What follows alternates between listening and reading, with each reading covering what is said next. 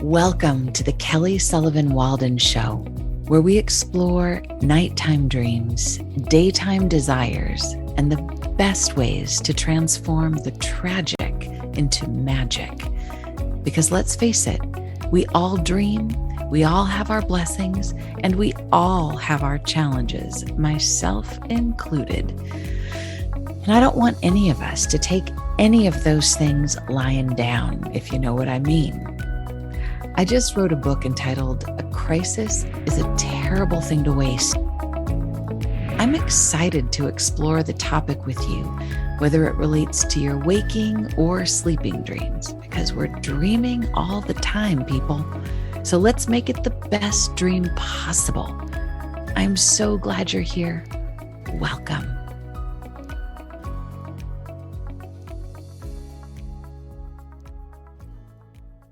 So I'm so excited to start this show with this amazing woman, Karen Hager. I have known Karen for a few years and I've been on her wonderful Out of the Fog show. And after each interview, I always think, I just love this woman. I feel like I've known her forever. She's such a soulmate.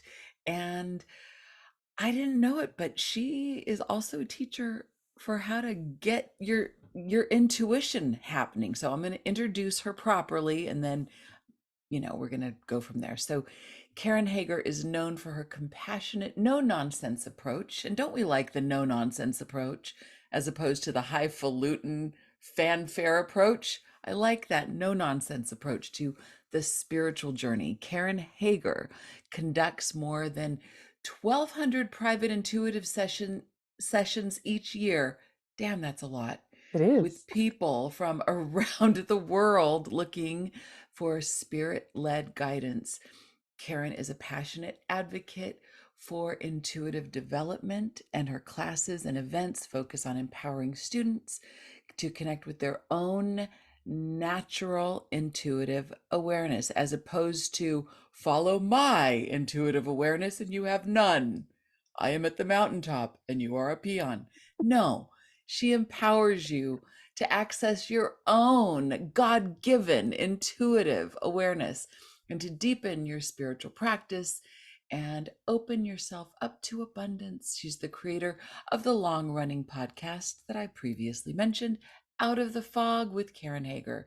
Her website is KarenHager.com. That's KarenHager.com. And I'm so excited to talk about intuition with my amazing friend Karen. So welcome to the Hi. show.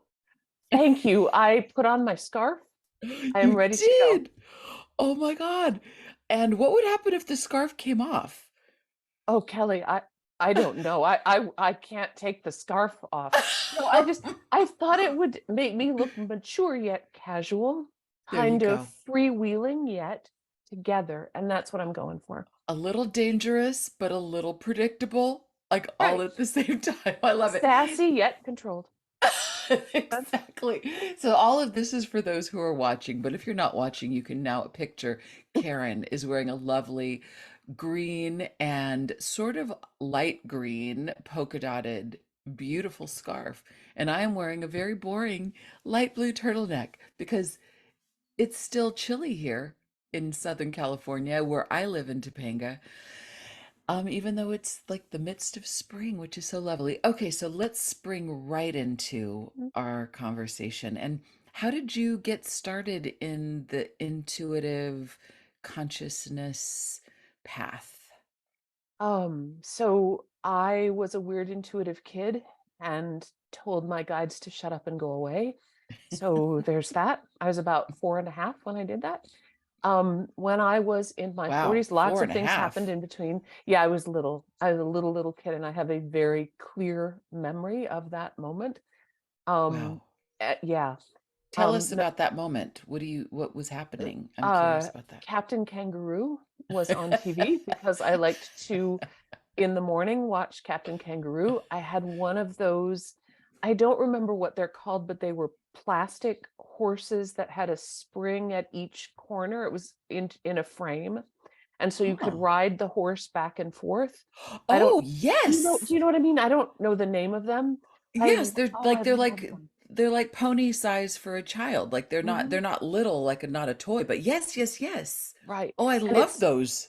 it's odd because as a grown-up, I am terrified of horses, like genuinely really terrified of horses, Oh. because they seem much too big and they have giant teeth and I can't discern their motives. But anyway, when I was 4 and a You half, can't compete with those teeth.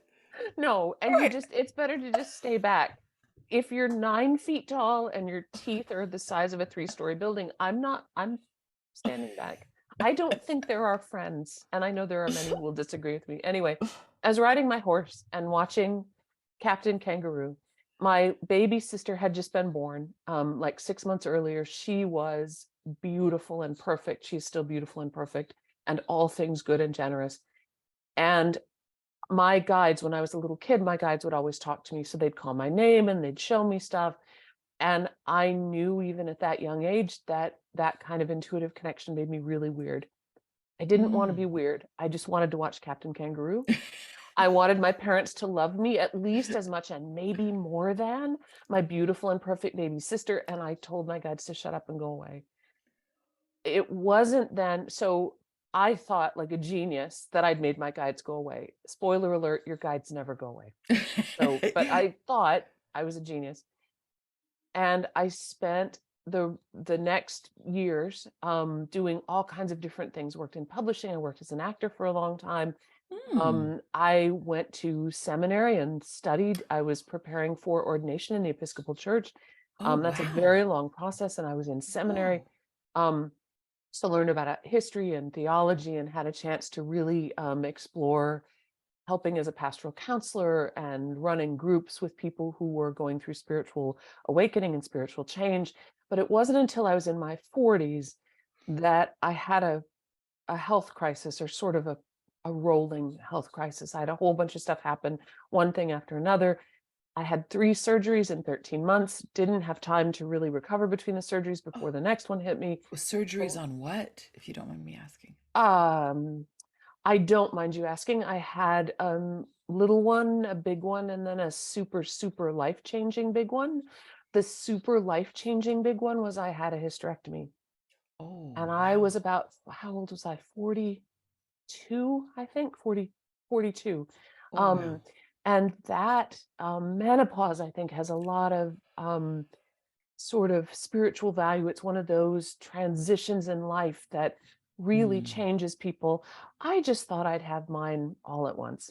And because of the medical conditions that I was living with, I couldn't have any hormonal replacement. And so I went from yay, menstruation to ho ho, menopause. And it happened all at once. And it combined with the other things that had happened, it just opened up my intuitive awareness like crazy. And I realized Mm. if I don't do something with this, because my intuition would come back up over the years and I'd shove it back down.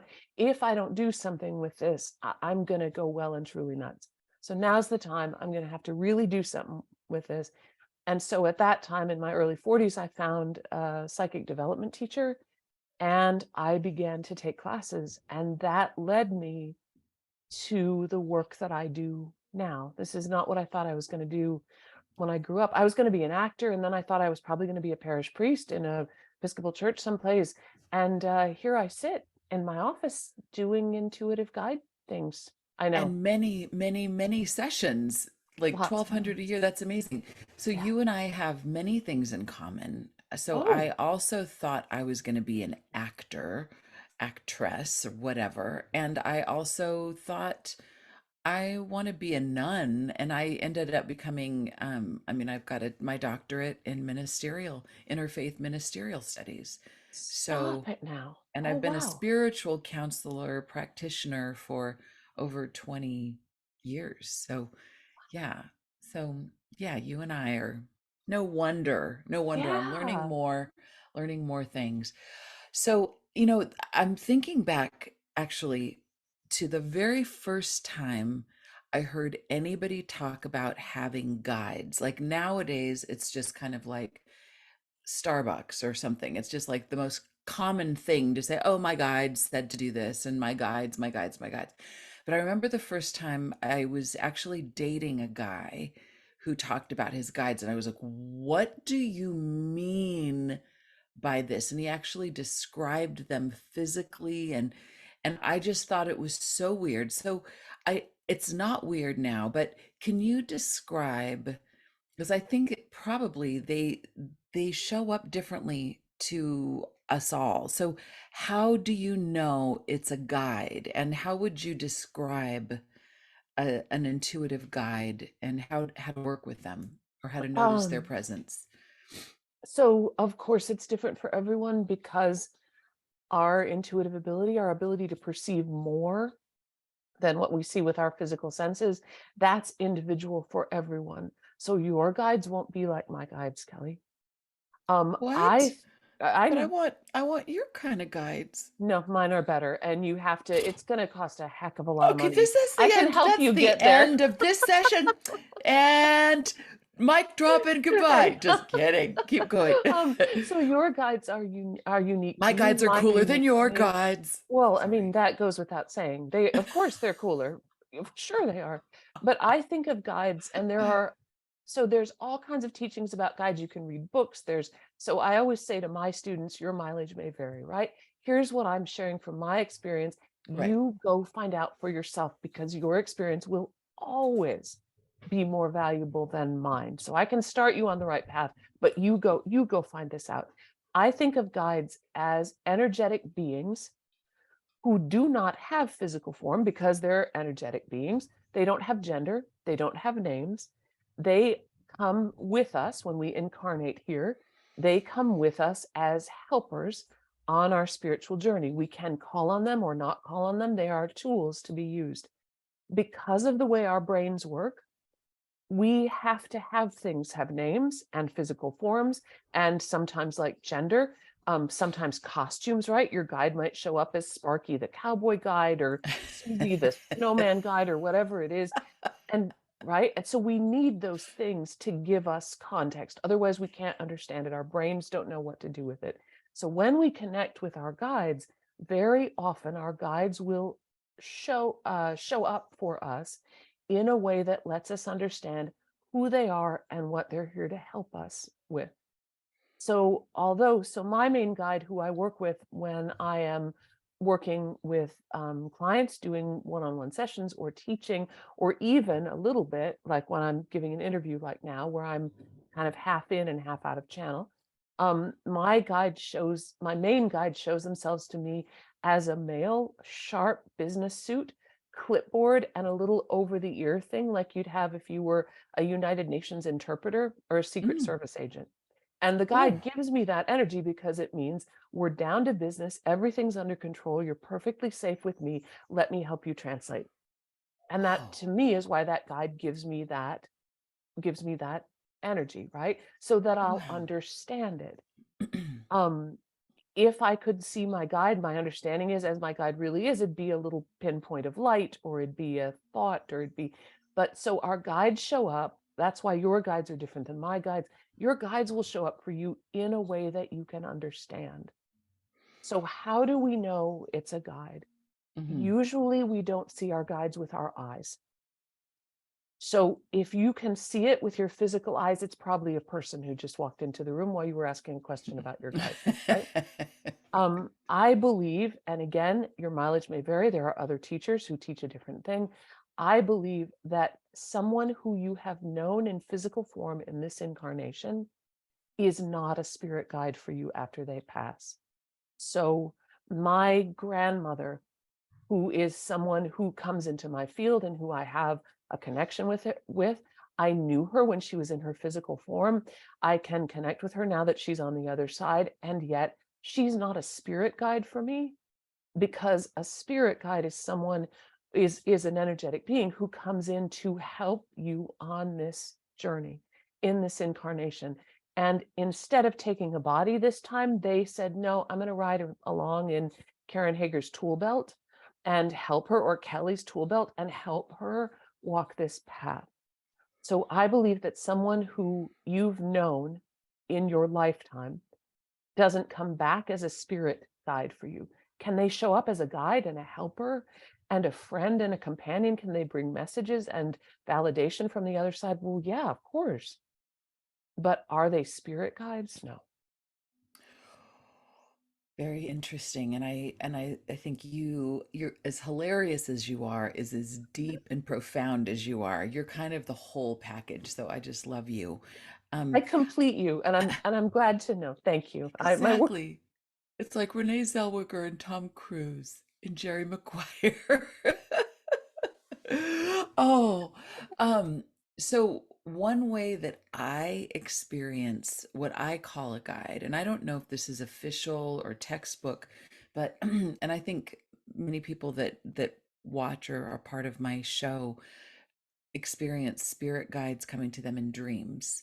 Yes. And there's often sometimes there's actual, like, it seems like high level being, some kind of a coach or somebody that seems to look official, but more often than not, to me, there's this booming voice that comes through. And I don't know if it's true, but I think of it as my grandpa.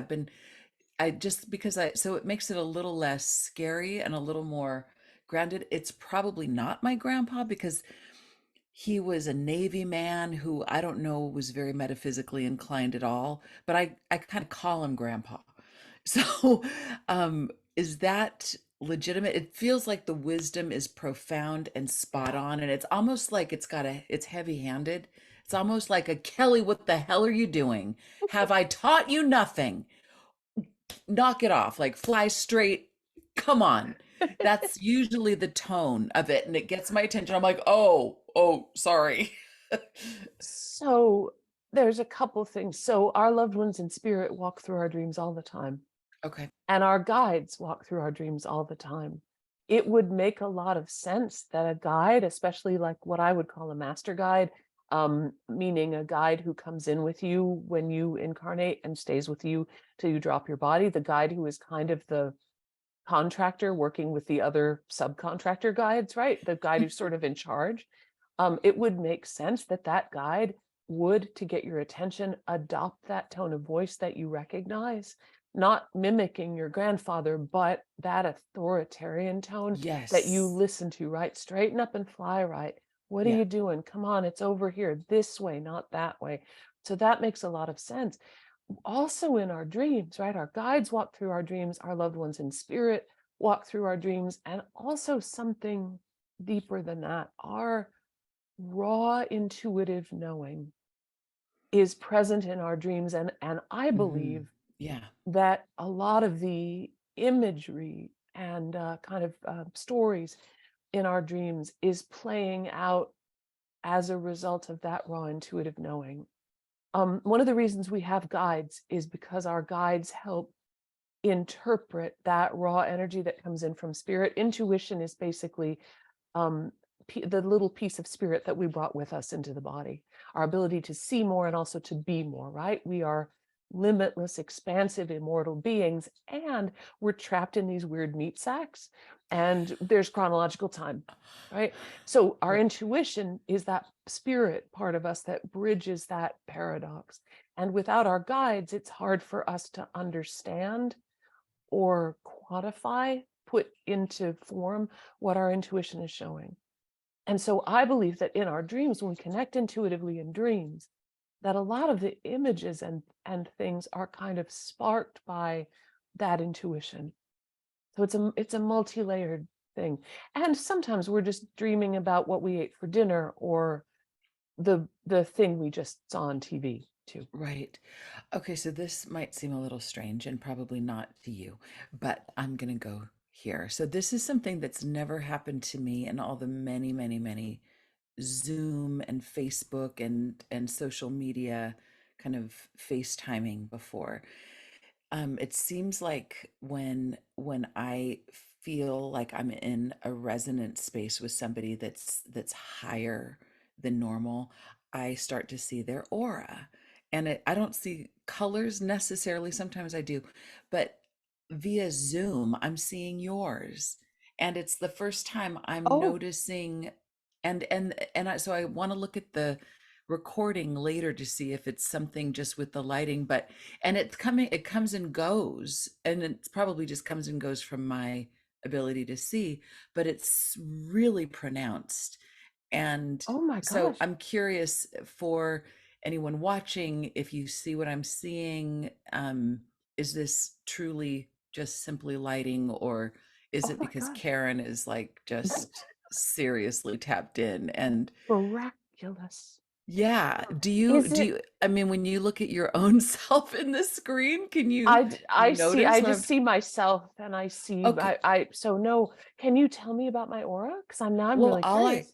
all I know is it's really just like extended out from your head and it kind of around the shape of you, and it's just this probably an inch or two or Oh, three that kind of fluctuates. That's just sort of a kind of mostly around your head, but around your side, and it gives me chills, and it gives me oh, a lot of like deep peace and ease. And I've noticed that whenever I see that, I always tend to feel really centered and like all is truly well in the universe, no matter what's going on. So oh, I love that. Thank that's you. there's not, I mean, I don't see like unicorns and things like that, but it's something, it's very simple but beautiful. So let's talk about that. Like from a, do you, what is it, what is an aura, and do you have anything to say on that? That's not part of like the Oh, talking points we talked about before, but but who what's cares about the talking points? I mean, this is talking where the points, fun is. schmucking points? That's right. That's right. Um, so I personally don't have the gift of perceiving an aura with my physical eyes. So I could be auraed up all over the place right now, and I wouldn't know when I look at myself. I don't know. I can't see it. With my clairvoyant sense, I can perceive energy around people. That usually to me looks like colors around people. It's one of the biggest principles that I teach with and work with is that there's always more. That's how I teach about abundance. It's how I teach about intuition. It's how I teach about just about everything. There's always more. When we start with that, right? When we start to get past the limits, that's when things really get exciting. So, auras around people, that's the energy that surrounds us. And it's like gravity, it's there whether we can see it or not. And there are times when people's auras can give information about sometimes the energetic health of the system. Some people read auras in a way that give information about the spirit or the physical health of the system. And some people read auras in a way that is more keyed into the emotion that the person is feeling. When I'm working with people, so all my work is through the energy of the voice. So when you have a session with me, that's I only have one scarf, right? So I have to do all my work over the phone because I mean, like what would I That wear? could And get people would notice. pricey. Yeah, Right. seriously. You could So, tie it in a bow. You could but people are off to going to the go, side. wait a minute, didn't I see that scarf on Facebook Live? Didn't I I? know that polka Oh, dot. Hmm. yeah, I think that's the same scarf. But I read from the energy of the voice. That's the gift that I have, and hearing people's voices triggers clairvoyance and clairaudience Mm. and claircognizance and my empathic sense. So I do all my work over the phone. When I open up a channel to someone, meaning we agree to connect intuitively and I open that sacred space, I'm very often aware of their aura. Not in the way you're talking Mhm. about, but I can see the colors and energy around a person that tells me a little bit about who they are, what they're feeling, what they might be going through. And then my guides will help me see what I always ask my guides, what can I say to this person that will help them understand that they're being seen? Not seen by me, because who cares?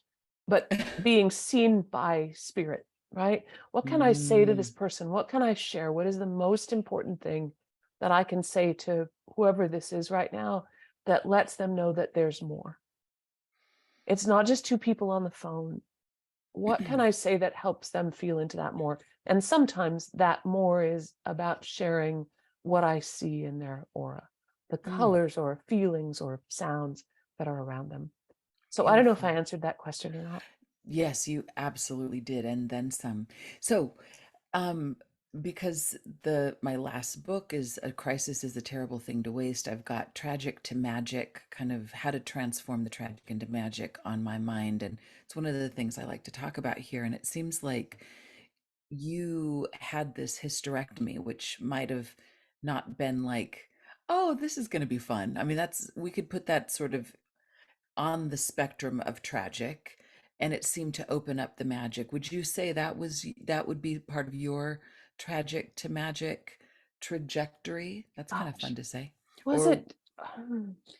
So the way that I look at mm, the way that I look at my life path, and I'm not done with it yet. I'm planning to stick around at least for a while after our interview. you better. I Right. hope so. I've got lots of stuff to do.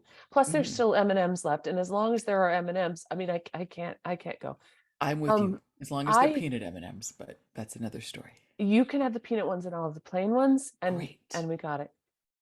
I think the way I look at my life path is it's not so much about is it tragic or is it not tragic. There's this kind of rolling forward of energy, and it has wonderful things and tragic things. It has difficult things, it has blissful things. It has emotional times, and it has times when you just feel like you got to shut everything off and do the best you can to get by. So I've had a really eventful life. Some of that I share and some of that I don't. Um, I can't pick out one thing and say, this was a tragedy. I do think of my life as having given me a lot of chances to overcome difficult things. And as long as I'm in the body, I'll still have more difficult things to overcome. That happens to everybody. And I believe that's never a punishment. So when an obstacle comes up, when suddenly you need all your lady parts removed, and that's not going to be fun, right? That's never a punishment for something. It's and I hate to say it's like a gift, because that you can't put a big smile on a hysterectomy and go, yay, it's great. You can't do that, right? But it's not a punishment. There are things that happen to us, there are things that we create, there are things that we go through, and one of the reasons tapping into your intuition is so important, and living a life in response to our divine connection is so important. It gives you tools to get through whatever you're going through. People who follow me know that my wife was diagnosed with cancer this fall. And Mm. so we're going Mm. through she's in her frontline treatment now for cancer. And Oh, wow, wow, wow. I mean, that's a big thing. It's That's a big. it's an obstacle. It's terrifying. There are moments of humor and Mm. grace. There are moments of what the heck are we going to do? There's grief and laughter. There's everything. And that's what life is like. Mm. So I don't know how Wow. I'd answer that about the hysterectomy, right? Stuff happens. Right. Wow. And my prayers and love and healing vibes go out to your wife Oh, and to you, because the thank one you. who is kind of holding the space also needs, I think, as much love and support as the one who's going through it, like Oh, that's being on the true. front lines. It's an amazing thing, and it's a marathon. It's not just like a little blip. But I True. do hope it is more blippish than not. Thank you. Um, I have my Ogle formula that is kind of what Yeah, I go to when I'm like, okay, like it's hitting the fan. What do I do instead of screaming and yelling? And sometimes I do scream and yell, hopefully not into somebody, but what would you say at the moment is one of your go-to tools for how to transform, or how to get through, or how to make the most of these difficult things that get thrown at us? I have I have an old tendency that I'm always working through of being very hard on myself. Ooh. And so one of the things that I'm doing to help myself move through this with as much grace and humor and kindness and goodness as I can is to try to recognize when I'm being overly harsh with myself Mm. and choose a compassionate alternative. I can't always do that in the moment. Sometimes I'll just mouth off or say something cutting or just be a complete jackass. And then 10 minutes later go, oh man, I did that thing again. But I can still always choose then what is that compassionate response going to be? I love to Mm. read. I love to knit. I love to do jigsaw puzzles. If you follow me on Instagram, it's like pictures of the dog jigsaw puzzles out of the fog podcast. That's what that's what it is, right? Those things that I do that I love to do things with my hands, puzzles, Mm. knitting that bring me back into a more meditative state. Um, when anything's happening in your life, cancer or money worries, or I mean, who, whatever, all the things, our anxiety can get ahead of us. And when we're anxious, when we stop listening, when we get out of the present moment, we can't hear. Mm, we can't hear source. We can't hear our guides. We can't hear our intuition. All we hear is that anxious whirlwind inside us, that little voice that says, it's all over. You're never going to make it. This is terrible. This is only going to get worse. You really blew it. This is awful. That's all we can hear. And so for me, finding something I can do with my hands, taking a breath and coming back to that compassionate moment, I think that's my best tool. And Mm. as often as I screw that up, and I screw it up maybe every 10 or 15 minutes, as often as I screw that up, I can take a breath and come back to connection. That's something I'd want people to know about intuition too, Kelly, is that Mm. if you are beating yourself up for not being connected intuitively or for not listening to your guides, or for like me, if you like me told your guides to shut up and go away, Mm. take a breath and reset. It really is as easy as that. It doesn't mean take a breath erases everything, or that's not it. But when you take a breath, you anchor yourself in the present moment. When you're in the present moment, now you can make decisions. Now you can move forward. I love that you said that, the taking a breath and resetting, and that sounds so simple. I've been on this challenge, 100-day challenge to post something a day on social media, and I Wow. and I noticed the theme lately has been about unplugging. And one video on TikTok or Instagram, they're kind of all the same.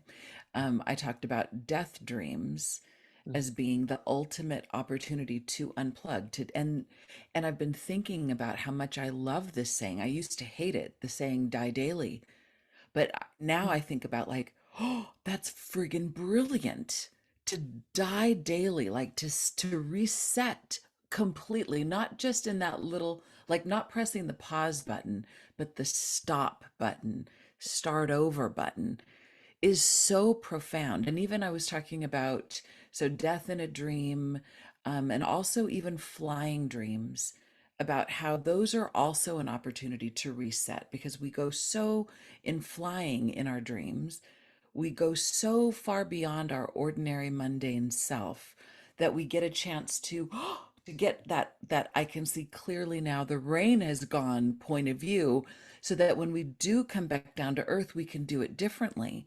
So taking a deep breath, taking a step away, I think that's, it might sound simple, but there's something very profound so that we don't have to physically die every day. But we can imagine, like, what if we did? And then we had a chance to come back. So how does that land on you? I'm thinking about what you said about the flying dreams and the dying dreams. Yeah. When we have an experience that's out of the ordinary, Yeah. oftentimes we skip over it without honoring it. Mm. So it would be, I could say, Yeah. yes, I'll reset every day. Yes, I die every day. Yes, I push this stuff. Wah, wah, I could right. do that and not actually honor that experience. And if we're going to look at, there's always more, right? The If I have a dream of flying, will I wake up and go, flying dream, probably ate something funny last night, and not, or do I want to take the way, and we do this with our intuition too, right? I had a hunch, I just felt like I should, it's probably nothing, I'll just ignore it.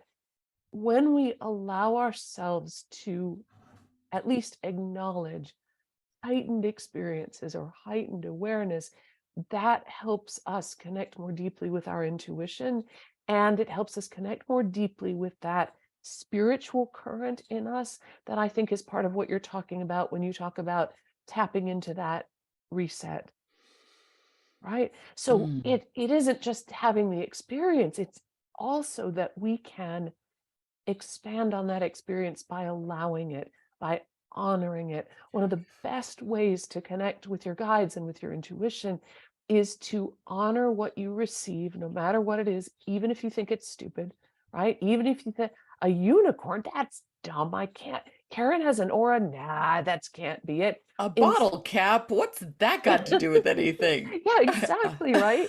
Um, when that happens, so you acknowledge what you receive, you say, "Thank you. Thanks, I've got it." And then you discern, "Okay, bottle cap.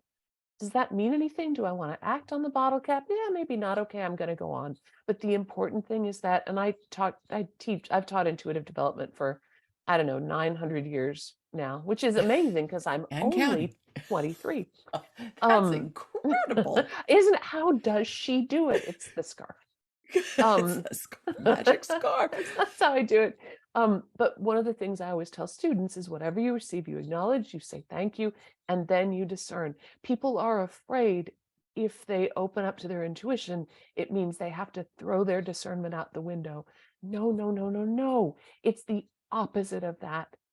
When you open up to intuition, you give your discernment something to work on.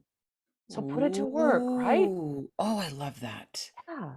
Ah, bring them together. So it's a yes and. Oh, and I think the discernment, that critical thinking brain, it just needs a job.